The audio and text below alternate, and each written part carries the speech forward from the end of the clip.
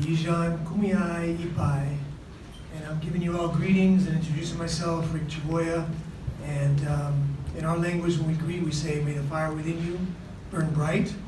No pun intended. I think you all know what that means. And for us, it's one of the basic elements.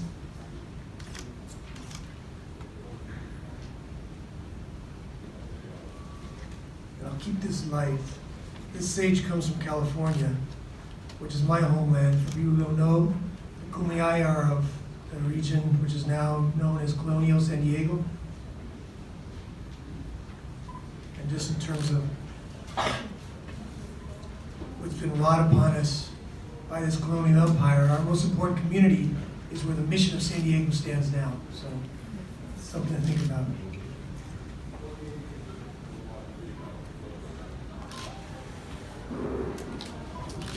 It's very light, so it shouldn't set up any fire alarms, right? No fire brigade? Yeah, no fire brigade coming in. That was really dramatic. That was really dramatic. Brittany's all about drama, anyways. So the things, and humor's good, right? Humor's beautiful. Right? That's how we sustained ourselves for all these years.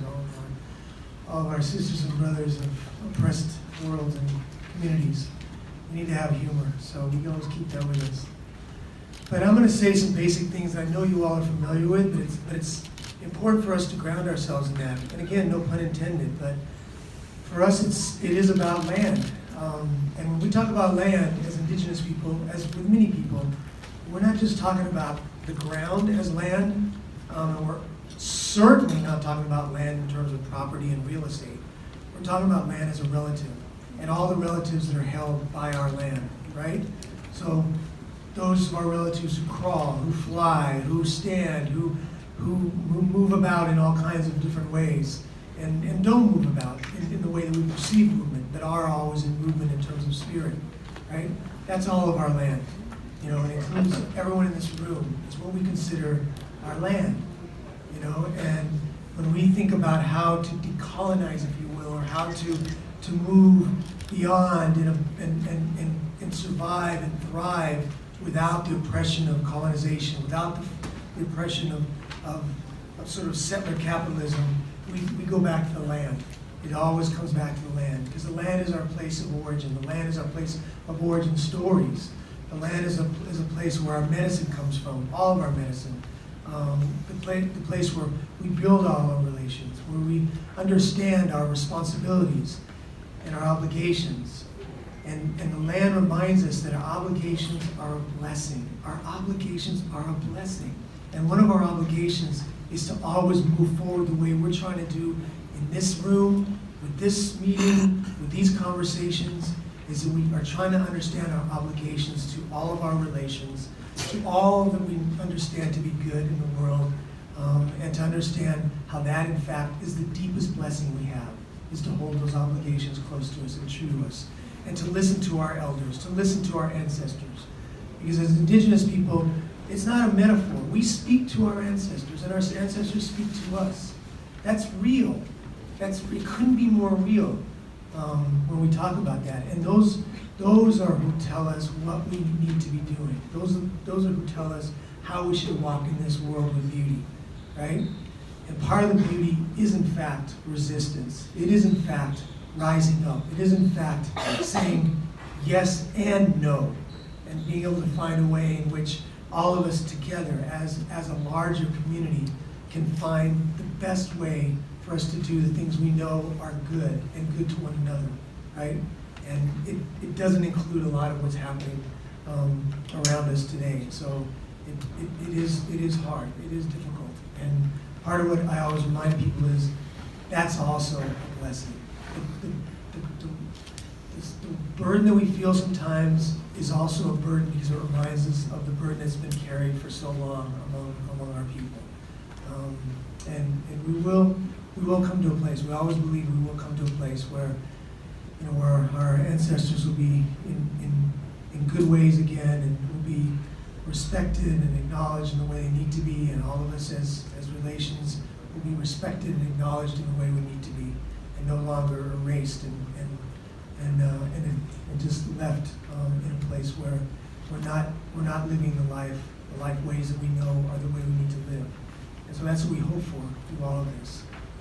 So I say that because sometimes our struggle becomes very specific around a lot of things, but for us, it's something very, very depthful and very, very broad, and we define it as being at one and being with the land. We're native people, the original people of this land, and we have no space, permanent space in New York, right? Our founders, our leaders, our staff continue to not only be people of tribal nations all over Turtle Island, but people who are from this very land. So we have leadership who are Lenape, who are Haudenosaunee, who are Shinnecock, who are all the people who are of this very land, and we don't have a permanent piece of that land, right? And you hear from everybody else, you know, why that is, and you all know why that is, because of all this profiteering. We have gone through a displacement over 50 years. We've been in existence, the American Indian Community House, since 1969, and our experience with land has been displacement after displacement after displacement. We were at a place, if anybody remembers, in Lower Manhattan. We had to move from there because rent went up 600%. Then we moved to a place on 29th, which suddenly became Hudson Yards, and rent went up 400%. So we had to move from there as well. Now we're in what's commonly called Chinatown, right on Eldridge Street, and we all know what's going to happen there. We can already see the signs. We can already see them, as I say, put up the forts. You know, we know what the forts are. They're these businesses that start to make more affluent people more comfortable to move into a neighborhood, right? And as Native people, we call those forts, because those are what's always happened. Forts that come onto our land, and then it makes settlers more comfortable being there and taking over the land. So as these forts go up and they start to pop up, we know the same thing's going to happen to us where we are now on Eldridge. And yeah, we have a temporary place on Governor's Island, and please come and visit. It's actually beautiful, and it's a great way to reclaim land because we're in what's called the Admiral's House, right? And the Admiral was around since the 19th century, so we know these admirals directed many of the military campaigns against us as Native people, in addition to colonized people all over the world, right? So, but that's only until the end of October, and then we don't know what happens after that.